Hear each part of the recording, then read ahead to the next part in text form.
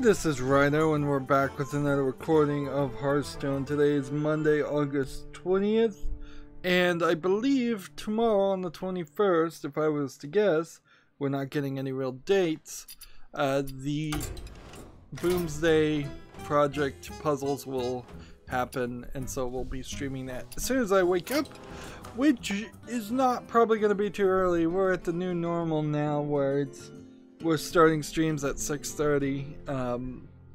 There's been a bit of a shift because of daylight savings time and how that is kind of BS, and my body refuses to admit defeat on how no, the hours don't just go forward and backwards just because all of society decides that it does. So usually I was trying to start streaming around 4. Heck, there would have been times when I would have been ambitious to start around 2 p.m. Central Time, US Central Time, but now it's falling into 6 or 7 o'clock as about the average now. Was there something else that we needed to cover? Not really. We have 3 daily quests that I believe, yeah, I don't think I ran into an extra daily quest. I don't know how I would have done that since we played on Friday and today's Monday. We need to win 2 games with the Hunter and then play the Shaman class. Let's play the Shaman class first because we were playing a little bit of Hunter last recording. The new Tavern Brawl will be back in a day. So yeah, let's just hop in here and play some Shaman and start with that. Over here, standard play, Shaman, which was, I guess, be this Murloc deck? Is that really what we have? Nah, even Shaman is the one they want us to play. HS Replay wants me to play. This is the meta deck, although I don't know if I actually have the cards for an even deck. I saw Disguised Toast suggest an interesting thing for new players. If you go through a lot of hoops and just guarantee that you will have about 10 packs of Boomsday, which you probably would get if you started a new account, and about 10 packs of basics, which you can get. There's a list of things like playing on an iPad, playing on an Android phone, so I imagine there's a decent number of people that can't do both of those. Not too many people have easy access to both an iPad and an Android phone. So doing those things will give you extra packs. If you get enough cards there, and then on a brand new account, just something where you've gotten through the tutorial and that's it. If you just then dissolve all of that to dust, you should have enough to make 3200 dust and make Whizbang. And then you could make a Whizbang deck, which should theoretically give you 18 entire decks worth of decent cards to play with. And so I'm starting to understand the idea of Whizbang. It still doesn't really make a lot of sense that you weren't guaranteed Whizbang at the beginning. Like in previous expansions, there were straight up cards that you were guaranteed to, so everybody had it. Like the Whisper of Old Gods guaranteed and made sure everybody had Cthulhu, because you could not do that expansion without Cthulhu. But it is certainly an interesting idea. It gets you somewhere, it gets you playing with random cards. It gives you something you can do in the meantime to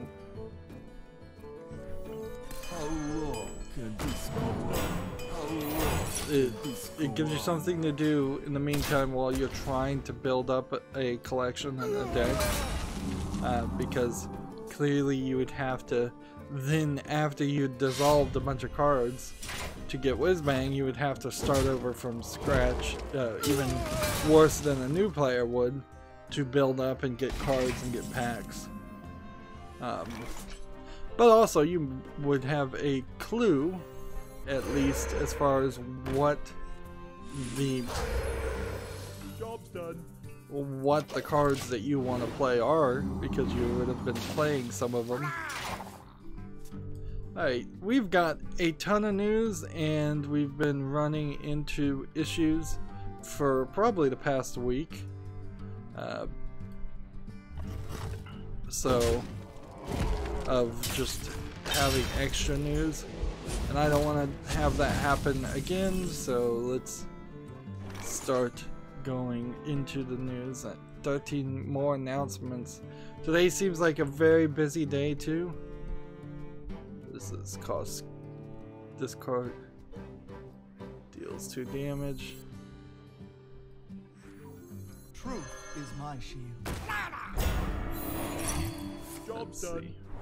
Mine! Mine! Oh, mine! So yeah, I'm gonna scroll down my Twitter feed again because there's 13 more tweets.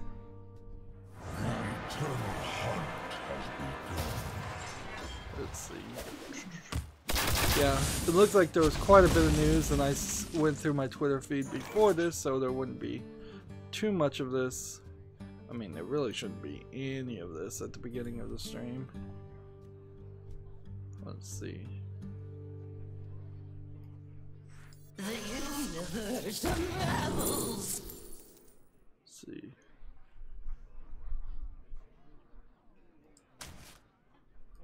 That'll be an interesting spell. Let's play it next time.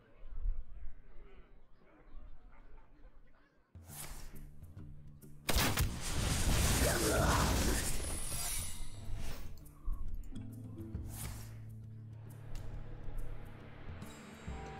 on, let's scroll through the Twitter feed. Like, see the new news so we can start talking about news.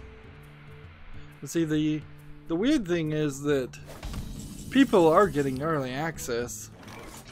Like, today is the 20th, and they're saying that the Puzzle Lab will launch August 21st at 10 a.m. Pacific time. So, you know, I might be better off just trying to stay up really, really late tonight and trying to stream that way. Transform your minions into random legendary minions. Is that all everywhere or where? Let's just play this. No, it's just your minions on the field. Okay, well that's cool. I can do a double Lich game.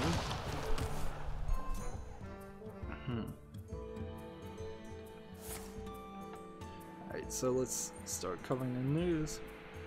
Valve has launched its streaming platform Stream TV. This is from GameIndustry.biz. Quiet launch of a new broadcasting arm gives Twitch and YouTube Gaming a new competitor, which is an interesting story because we're going to see later that Twitch has significantly reduced its valuation. In my eyes. Let's see. Freeze trap.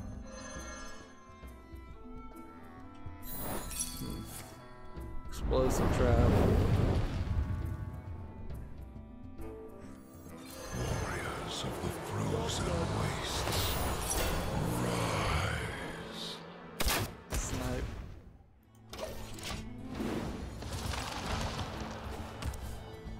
So, like, there's a little bit of, there's several different stories talking about this. In the GameIndustry.biz, it says Valve has not released an official announcement for Steam.tv. Honestly, I think Steam.tv is probably not finished. If you were to bet anything, any programming ever made by Valve is probably not finished. That is the way to bet. Clearly it is supposed to be a thing, however, that's going to happen at some point. Let's see. We can do this. We can do this. We can play that. Is here.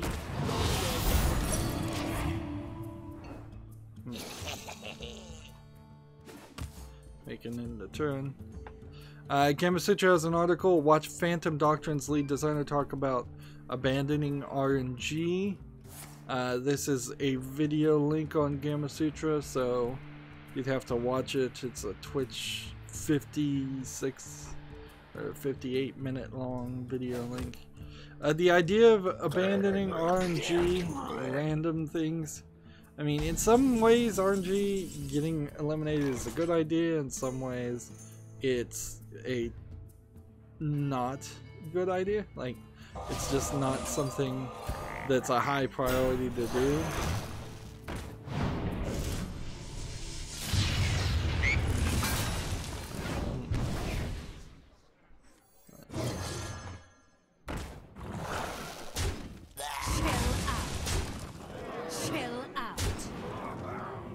Did this one have charge? No, it didn't. Okay, good. Like, RNG, if you took RNG out of Borderlands and the guns you picked up were very much just specifically designed guns, then a walkthrough on the best way to min-max Borderlands would be really short and really easy to follow, and it would lose a lot of that replayability to want to play it a second time or a third time. On the other hand, if you're playing a RPG, a top-down like RPG Maker RPG, where you're randomly running into encounters to grind to have some sort of solution come about that lets you up. Okay, how do we want to do this? This one needs 4 damage, so I'm gonna do this, this, this, Chill out. that, Chill that.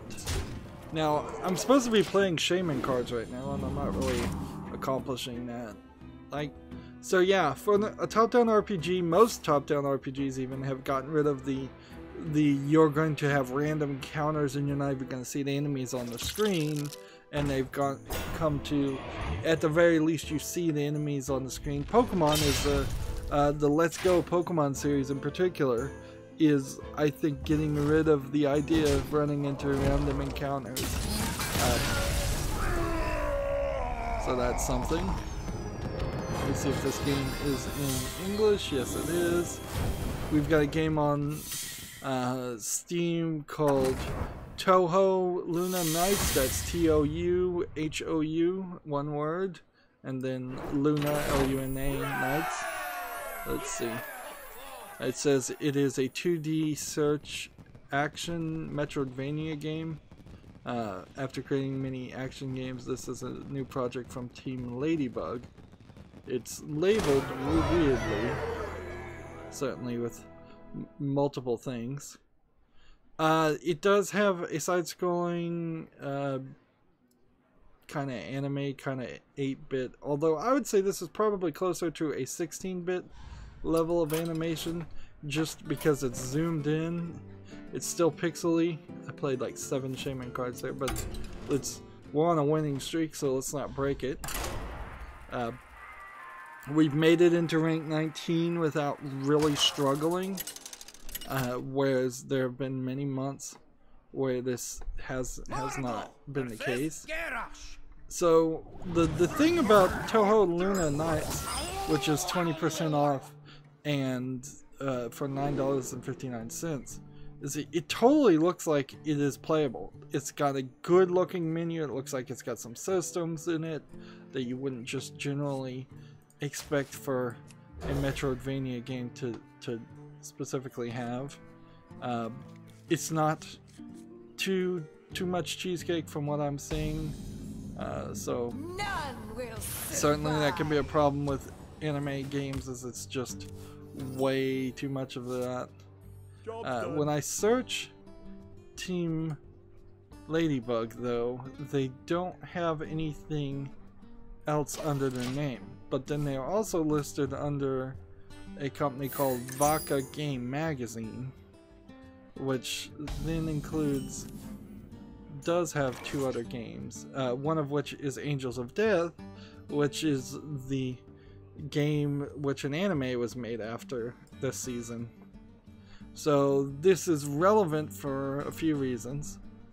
I should probably, come to think of it, make sure that I have Angels of Death wishlisted, because that too is relevant at this point. The other game they've made is Noel the Mortal Fate S1 through 7, so assume that's a visual novel. Gotta play.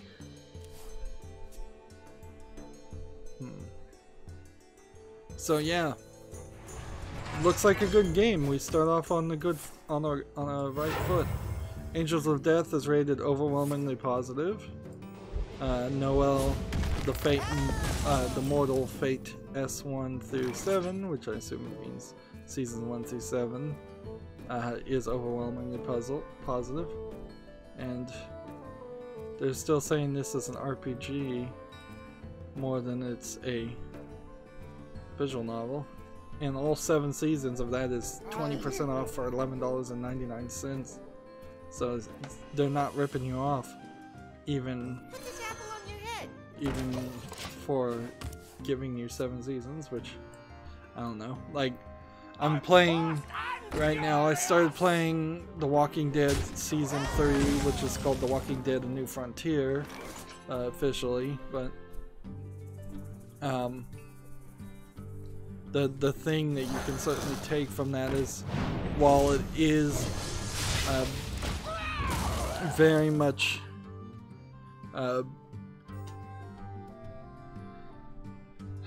5 seasons or 5 episodes in The Walking Dead, it's really only about 8 hours of gameplay. And I suppose it's worth it to point out that in A New Frontier, Clementine comes back, but she is not the character you control, at least so far. I'm slightly past the first episode. You're playing as this character named Javier, or who they call Javi, and Clementine kind of rescues him and works with him on the promise of him helping her find a car. So yeah, that's going to be really weird, because then the question is, in the final season of The Walking Dead, are you still not playing as Clementine, or does she jump from being what we call a Ludo character, the character that is played by the player, and the player puts their own personality into, to a regular character, which is what she would be right now? Let's see, I guess I just have to kill some things, don't I? Let's just kill this, and kill this, and play this, and do that, and do that, and then do that. Let's see if we get healed. That would have been nice. Yeah, so it would be very weird. Borderlands 2, which started airing today on my channel, also has that same problem where you're playing as one of the 4 characters, or one or more of the four characters in the first game, and then those characters stop being the characters that you play as.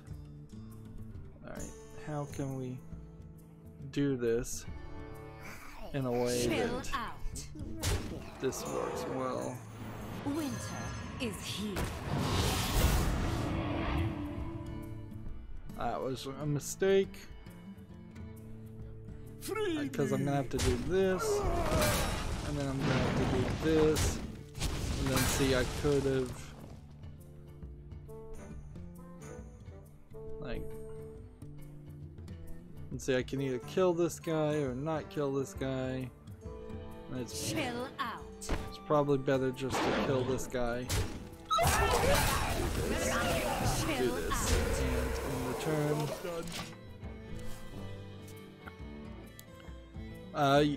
Yeah, that certainly will be weird. I probably won't get around to playing the final season of The Walking Dead until like next year, over next Halloween, which is fine by me. That'll be the end of the Telltale tool with any luck, also. So.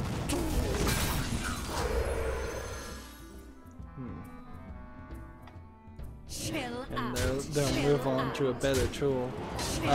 A New Frontier runs pretty awfully, considering what it's doing. It's very buggy and glitchy.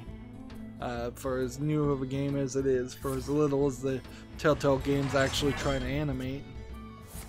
Moving on with the news though, GameIndustry.biz has an article. GameSeek founder returns with toy and video games retailer. Just 3 months since the website entered an administration leaving customers out of pocket, the founder of GameSeek has set up a new games retail business following the collapse of the long-standing online store in May. Interesting. The new business is called ToySeek, which specializes predominantly in children's entertainment products. See, and that's the thing that always gets me about like the shutdown of Toys R Us in the United States, is that are toy stores dead, or is there actually room for there to be one? So they literally just changed their name from GameSeek to ToySeek and went through a bunch of legal, I assume this is just some kind of UK bankruptcy shenanigans going on here. As far as somebody in the United States, I've never heard of GameSeek or ToySeek, so that doesn't really well, it doesn't really mean anything to me, I suppose. Let's do that, and then do that, and do that, and let's see, if this guy stays where he is, that would be a problem. So I could kill one of these.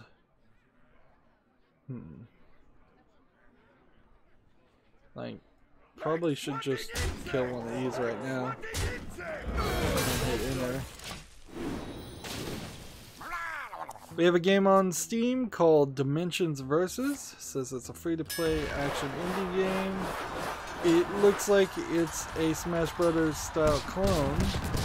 That being said, at the very least, this one looks like it's animated moderately well. This came out August 20th, and it's 73% positive of 15 user reviews. Now, the problem with being a Smash Bros. Clone is you've got to have... You're either making up characters that have to be interesting to look at. I think this game kind of succeeds at that. This is such a Smash Brothers clone that it looks like it's fine. How well it plays is an odd question, certainly, because you'd really have to play the game to know for certain. And it seems like they really only have about 6 characters that you can play as.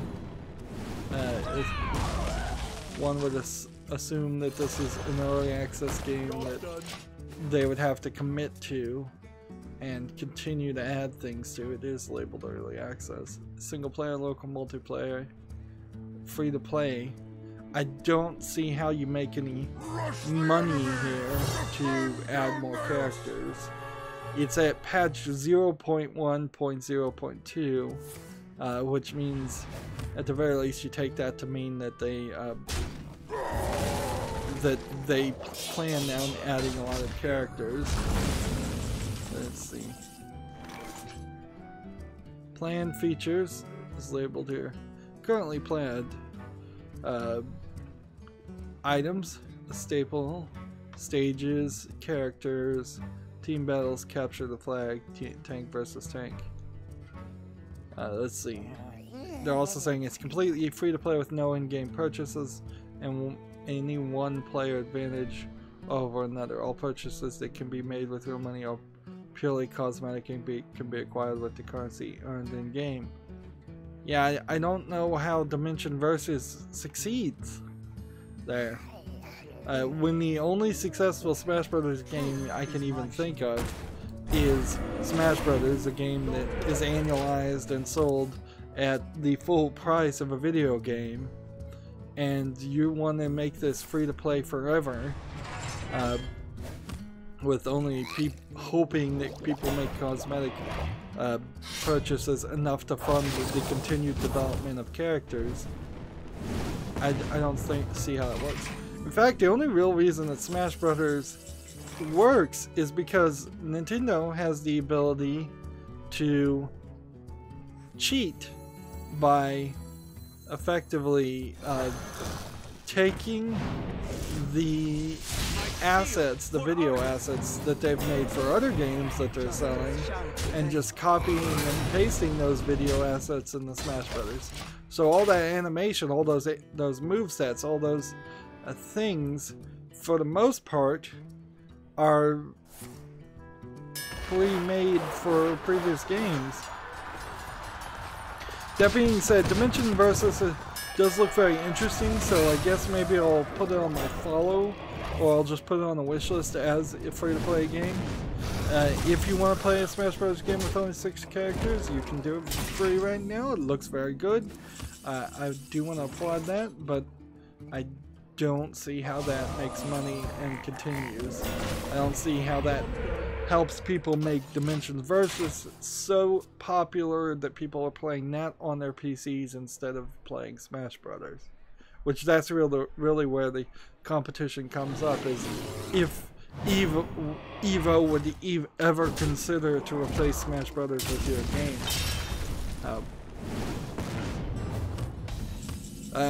First bad-looking game of today, interestingly enough. That's kind of a good thing, because it means we've run into at least a couple of games that have been moderately good-looking. We have a game on Steam called Tempo Wizard. It says it's a funny 4 beats plan battle game. I don't know what that even means. It seems like it maybe means you have up, down, left, and right, and that's kind of all you can do, but it's MS Paint graphics on a bland, boring place. Text is horribly rendered in just random places on the screen. Just does not look good. It's 40% off for 59 cents. No Steam achievements or anything, so who really knows what is going on there. You can't even play the 2-player mode. Well, it may only be. Well, you can't even use controllers or anything, so you're using WASD for the first player and up, down, left, and right for the second player. Warriors of the frozen wastes, rise. So yeah, no interest in Tempo Wizard. Well played. Let me see if this game is English. No, this is a Chinese-only game called Leaflet Love Story. It says it's an RPG indie casual. Looks like a well-animated Chinese visual novel, which is to say it looks like a Japanese visual novel with anime characters, but it's being made by a Chinese company, obviously, since it's only in Chinese, simplified Chinese. But it doesn't look too bad either, and I love the idea of seeing improved quality of Chinese games. I'd love to see to be able to get away from saying games look like cheap Chinese knockoffs as just a known thing, because that's certainly been the problem with Chinese products for oh, I would say probably at least 3 or 4 decades, and not just video games, just everything. The level of lack of quality in their products. There's a lot of people there too, so there's a problem with how you report on that, like, because there's so many Chinese companies. Of course, some of them are going to make cheap products, but there haven't been enough outstanding Chinese companies to counterbalance that. Continuing on that thought, we are also getting a lot of cheap, not Chinese, but cheap United States knockoffs of games. Or usually they are sex games. The light protects me. This one, we have a game on Steam called Waifu Master, and it looks like a full game. It says it's an adventure simulation strategy with anime, and I would argue that, well, this is a Western animator trying to copy the anime style, that they are failing pretty miserably. This is not good looking animation. Yep, it looks like this is a dating simulator, interaction type thing. You'll never see. I'm not seeing any point where they really even talk to you. I'm seeing only one character, one blue-haired girl. So yeah, a lot of weirdness, certainly. Don't want to deal damage. Yeah, this almost seems like what you're doing is, instead of talking to the girl, you're Tamagotching. You're feeding and entertaining and getting very little response out of her for doing any of that. Because I'm seeing several buttons here that seem to relate to different things, and yeah. It does not look good. It has 26 achievements. The Waifu Master is 30% off for $4.89.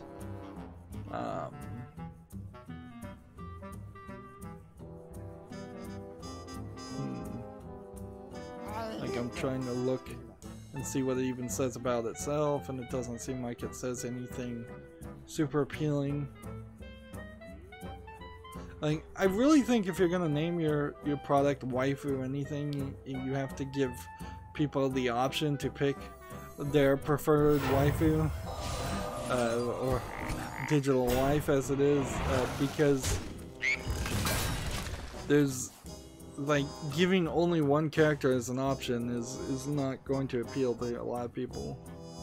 Let's see. The developer who's made this game has only made games that have been negatively reviewed. Gamer sis, or Game sis. Like, so yeah. Doesn't seem like they're coming out with any breakout hits. Let's see, deal 2 damage. How can we kill it so it's the only thing on the field?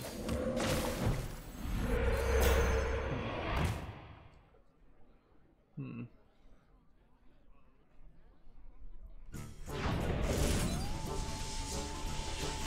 don't want to do that.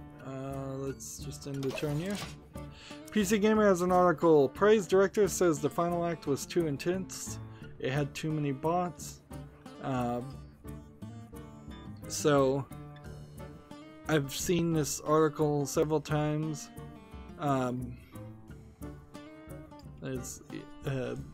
So we may talk about it but several times. I haven't played Prey. I've seen the very ending of it,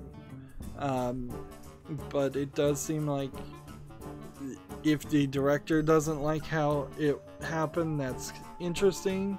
Usually you don't have directors of their games, particularly of games that potentially have DLC coming out, which this one does, or just have recently come out, and potentially might have a sequel. So you might read into this the director is no longer going to be working with the company, or they are not going to make any more Prey games, and he's already been told that information, because otherwise I would think he would want to try not to encourage a negative memory of Prey 1 in case there ever is a Prey 2.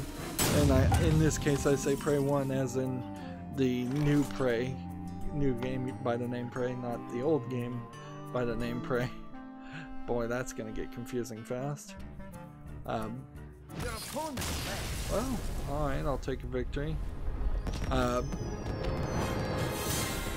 The only other thing I could think of is if a director is saying this out loud, he's having a very public argument for an, he's taking a very internal argument very public this way, or he's subtly priming people for the ideas of a director's cut version, which, I mean, I don't know really how you do a director's cut version of a video game. You could put a different mode in it, you could put a patch, you could do a mod certainly, but like I don't think that Prey is going to get re-released and that they're going to take out the ending. But I mean, you could certainly do an update, and then that would certainly be weird also if people who are playing the game later are having a completely different experience, but that does happen certainly. See, PC Gamer has an article about the pizza boy who saved the world. It's a visual novel about pizza. This is the visual novel that is done by just taking pictures of their friends. So, so it's like not full motion video, but photos on top of background photos.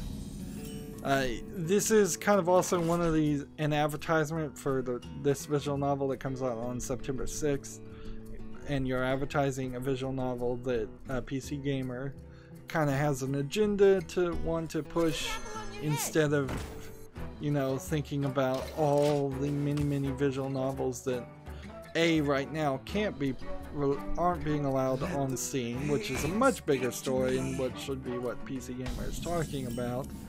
But also this is Western video game coverage in a nutshell, is that they heavily hate the anime visual novels, whether they have any romance in them at all. They hate the anime style. It directly approaches just straight up xenophobia of where they just seem to hate like hate Japanese visual novels in a nutshell completely, and they seem to promote this. If you do an accurate listing of all the Western mainstream gaming media and what visual novels they talk about, it's always like Butterfly Soup. This one is going to be the next one on the list. The pizza delivery boy who saved the world will be the next one that gets announced and talked about a lot. And then there's also Dream Daddy, a dad dating simulator, and in all fairness, none of those games are shouldn't have been covered. It's just that they should have been covered equally and fairly with the dozens of Japanese visual novels that came out during the same time that those games did come out. Or at the very least, there should be somebody who can filter and talk about it. There's just like nobody that even cares. I suppose it's fair on the other side. I'm sure there's plenty of Japanese and Eastern video game review sites that never care about Battlefront or Battlefield and don't cover those games either. So, but both of those are biased, and generally there needs to be an exchange there. I'm sure if we got some of the Japanese video game review sites to trade articles with the Western review sites, it'd be very interesting. Where we'll review all the Western games you don't care to review, and you review all the Eastern games we don't care to review, and we'll both on both sites have better coverage that way. And then the consumer can be better informed, which that's inherently the #1 goal, is that we want full... Oh man, I could have killed this and then... Yeah, I could have killed this and then it would have been empty and I could have played that. Free me! I'm still learning this. Still learning these HS replay decks. Moving on, PC Gamer has an article. Darkwood Acid Wizard's brilliant horror game is going cheap till later today. That was 14 hours ago, so that's probably already done. Darkwood, I don't know if it's even out of early access though, and it looks to me like it is just a horror walking simulator game, but it is rated very positively, so I guess I should see what it is. No, it's not even a horror walking simulator, it's a top-down horror RPG, which, okay, like, I still am not sure I would want to play that. It's $14.99, but I guess I'll put it on my wish list. There's over 2,956 users that have rated it 94% positive right now, so I mean you can't really argue with the masses there. Clearly Darkwood is something I should wish list and look at. Your Gamer has an article. Dead or Alive 6 has a pirate ship with a pirate ship stage with a kraken who will pick you up with its tentacles. Let's see if I can watch this video to show how that works. That is certainly something we really haven't seen in fighting games, and it would be a little unfair because, okay, let's see how this seems to work.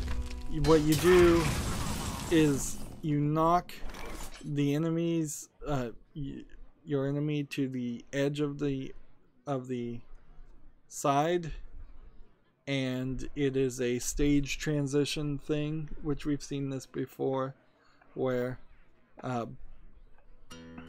because they are knocked to the side, they're grabbed by the tentacle and then thrown down through the ship, and now you're in the middle of the ship. It doesn't interfere really too much with the fighting mechanic because the person is already locked into something. Yeah, we've seen that in Injustice also, where you just knock things to the edge of the screen. I imagine that there's still some element of game players or fighting game players that just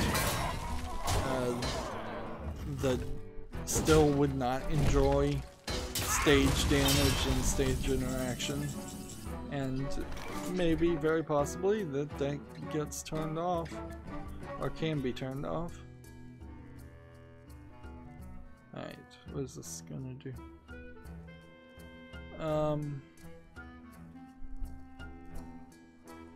Let's play this. Is here. And do this. And do this. I'm looking at Steam.tv right now on the website. Let's see if it seems like the international is probably still going on. Yes. It integrates Steam Chat and apparently has a button to watch with friends, so you could sign in via a Steam account, which is interesting. I wonder what watch with friends does. Does it put everybody at the same place if you rewind to the beginning, or does it filter out the chat so that it's no longer a large group chat? Here's the thing though, as a YouTuber, when I look at something like this, I'm like, okay, yeah, I kind of get it, and maybe this would integrate in some way, but there's no indication that a content creator could put their content on here. This may 100% be Valve only service, so that we see nothing here about like footage from previous things or anything like that. Like, I don't see any videos or anything, or any way to find new videos, or for content creators to upload their own thing. So yeah, there's definitely questions galore. Let's see, a lot of questions galore to be had before I would even start to call this a Twitch or a YouTube competitor. The main thing is how can I monetize this? Like, how can I make any money off of this? Because if I'm gonna leave YouTube, which is the biggest platform that sadly right now isn't paying me, and go to a smaller platform that probably wouldn't pay me, that doesn't make a lot of sense. It's the same reason why I really don't feel like there would be a reason why I'd switch over to Twitch right now. And speaking of that, yeah, if there was a way to upload to Steam.tv, is it gonna have tags and descriptions and support for hashtags like they recently added to YouTube? There's a lot of little features that YouTube has added that none of which make it a great service, but it does mean it would be very painful to abandon. Let's see. PC Gamer's article is Valve's new streaming platform, Steam.tv, is officially live now. Valve is only showing the international for now, but there's a lot more to come. So.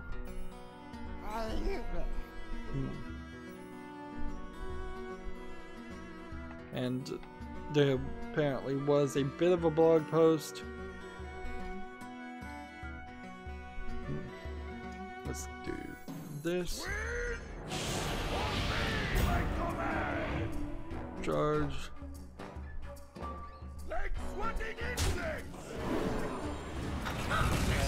That wasn't the best way to do that.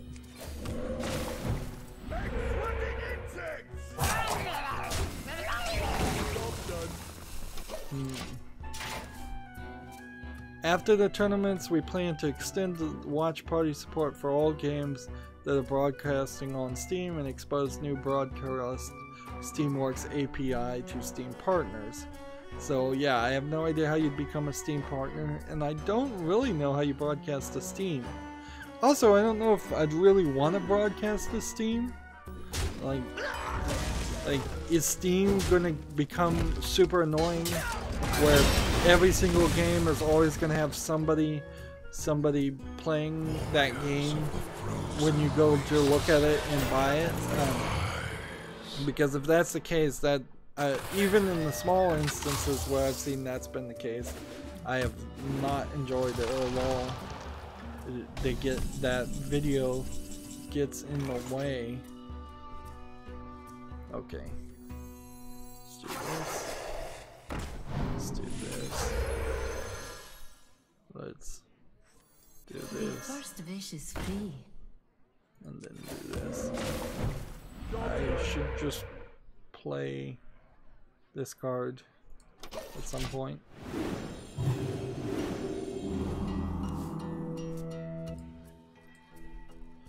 THQ Nordic again is disappointing me. I think they're going down a very dangerous road here, but they have worked together with Feld Entertainment, F-E-L-D Entertainment. They're going to bring Monster Jam games, Monster Jam trucks, Monster Trucks basically, to video game systems worldwide in 2019.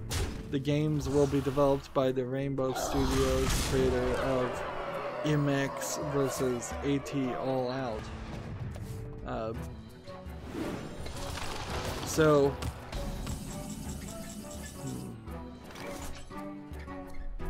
yeah, another game under that very largely growing selection of I played that wrong, clearly. Just feels like THQ Nordic is overcommitting way too much. Like, really all they should be talking about right now is Darksiders 3. And it's getting down to the point where are they trying to distract from the fact that Darksiders 3 is about to come out and it may turn out to be a bit of a disappointment. Unity. I don't really believe that. I don't want to believe that, certainly.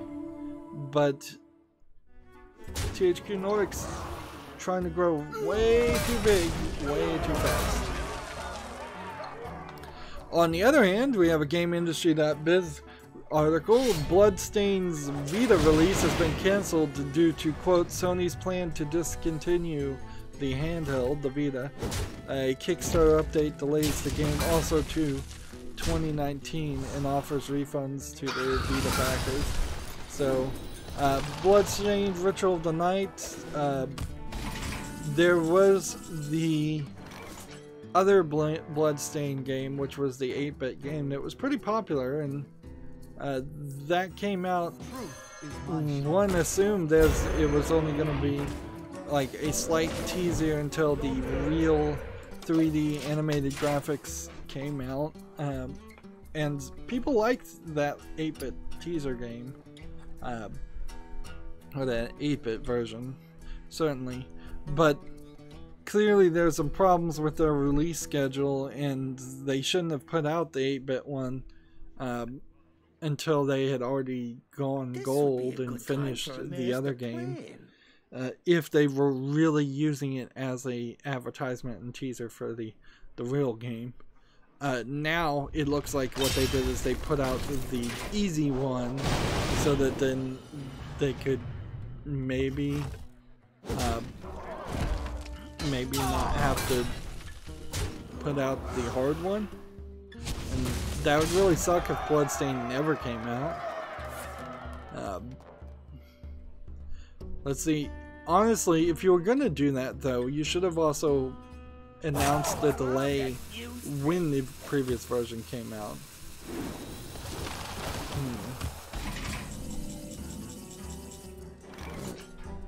And this is the game I'm thinking about, right? Yeah.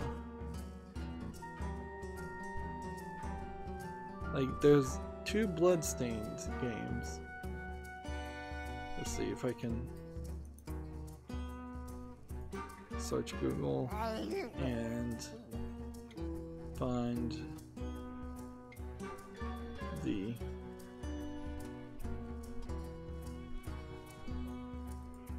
find the Steam for Ritual of the Night. What was the other one?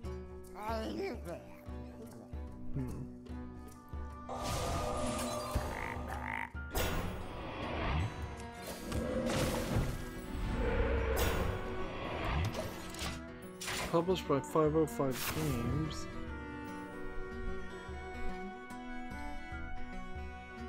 Am I just not remembering correctly? Or am I thinking of some other game?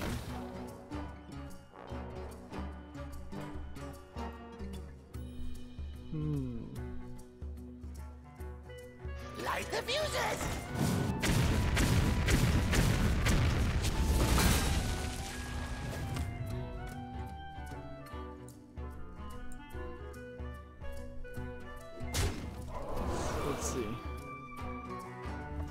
Yeah, Bloodstained Curse of the Moon.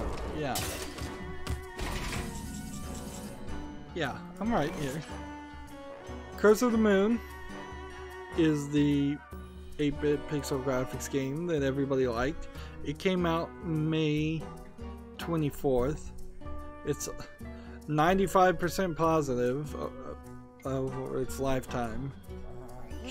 So somewhere between now and then,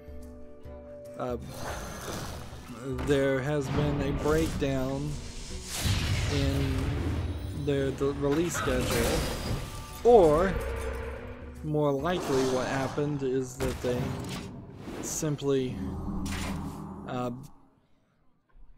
made a mistake in releasing Curse of the Moon when they could have said, you know what, we're gonna delay the main game, but in the meantime you can play this game.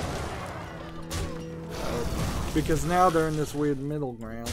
It just doesn't seem like that was a smart way to delay the game, considering you had something better to offer. Like, and it really makes a great argument for just not having ever announced Curse of the Moon and then bringing that out as a surprise release when you announce a delay, if you have to announce a delay. Or you could have brought it out if you had no delays right when the game came out, or a couple of weeks before the game came out. TechRaptor has an article: Super Neptunia RPG's Western release has been delayed until spring 2019. This isn't super uncommon for Japanese developers in particular. They seem to love to delay things, and Bloodstained, for the most part, is a Japanese development also. So yeah, seems pretty typical. Super Neptunia RPG does look like a recognizable anime game, so there probably has been a TV anime based on the Super Neptunia series. Looks like it's a RPG of some sort, 2D RPG. So yeah, another delay. Well, it kind of sucks when I say there's a lot of news to talk about, and then half of the news is just, oh yeah, there's a delay, and oh yeah, there's another delay, and oh yeah, there's another delay.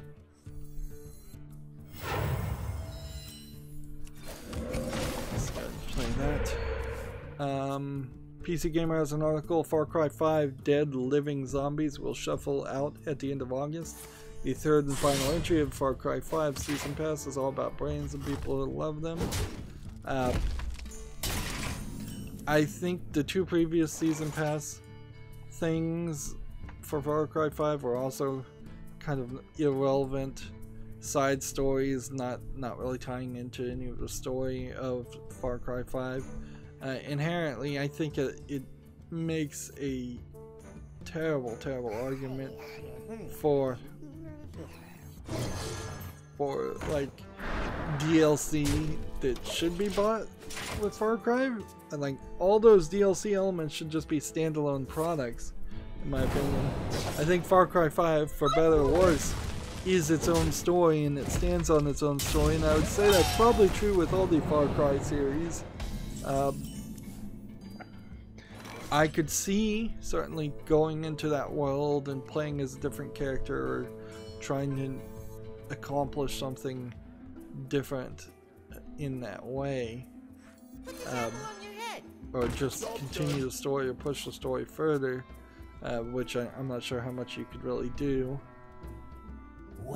Blood Dragon certainly was a standalone DLC, or I think it was a standalone DLC that was very popular. Like, inherently, I guess when I go to Far Cry 5, I would want story, and that seems like that's not what Far Cry 5, the Far Cry series, is really about. And so, I am probably setting myself up for disappointment. But yeah, Far Cry 5 is done. They'll move on to Far Cry 6, and almost certainly Far Cry Welcome to my web. Far Cry 6 will be out of the United States and instead in a different place. Put this apple on your head. Let's see.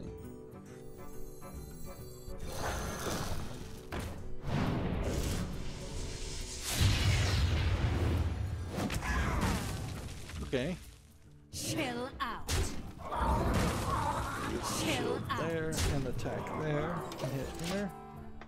Rock Paper Shotgun has an article. Ads are creeping back into Twitch Prime streams starting September 14th. So if you had Twitch Prime and you were enjoying not seeing ads during the streams, too bad. Twitch Prime has significantly reduced its valuation. I think in most people's opinion, I think we could all kind of agree there that the idea, the dream is gone as far as having an ad-free experience. I guess you could still have an ad-free experience with I don't know who YouTube Red. I suppose that's still an option, or just turning on an ad blocker. I suppose that is the true option there. And like I unabashedly use an ad blocker. Like I don't care one bit. I don't have time for it. Like me, a YouTuber who's making basically nothing from making videos, who streams for at least 3 hours, at least 3 days a week. Even I don't have time for it. I've got better things I can do, even if it's literally sleeping or sitting in a dark room doing nothing. That is better than watching ads. Meanwhile, like, the question about where the money is going in Twitch is still a big issue. Like, is the money really going equally or in any fair way divided between streamers, or is the money mostly ending up in the Amazon.com management's pockets? Is it all going to Jeff Bezos, who is the CEO of Amazon.com? Like, because it really feels like you've got people like Ninja and the biggest of the big on Twitch making most of the money, far more of a percentage than I think even the big people on YouTube do. So yeah, it seems like also, if I was to guess, this is a admittance that they don't care to really compete against like, I would guess this is an admittance that they don't really care to compete against YouTube. YouTube also making itself a worse experience too. Like, everybody is getting worse, not better. So competition here is really failing to work. In all honesty, the idea that competition improves the products, I think that only happens when you have 5 or 6 competitors. I think if you can get it down to 4 competitors, you are still probably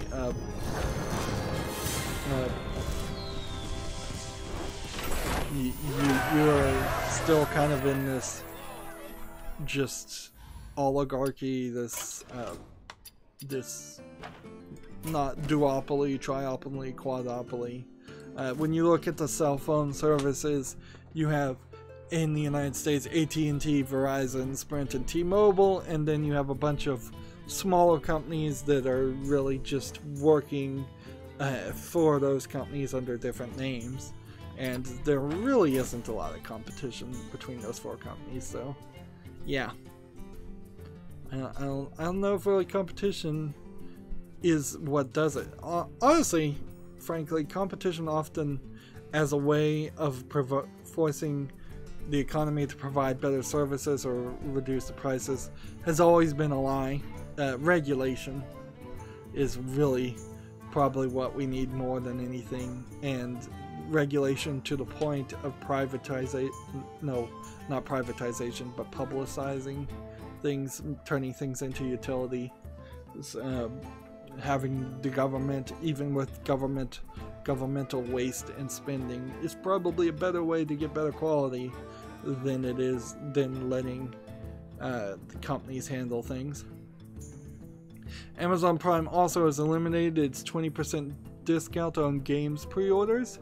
So yeah, that was probably the last bastion of any reason why you might want to pre-order a game, and I definitely don't think you'd want to pre-order it from Amazon.com now. Alright, where are we? I need to win 200 games, which actually probably won't be too bad. It's been about an hour. That's going to be it for this recording. As always, I ask you to like, share, subscribe, comment, and watch every second of my videos. If you want a friend or follow me on any social media sites, there's a whole bunch of links down below in the description box. Thank you for watching. Have a good evening.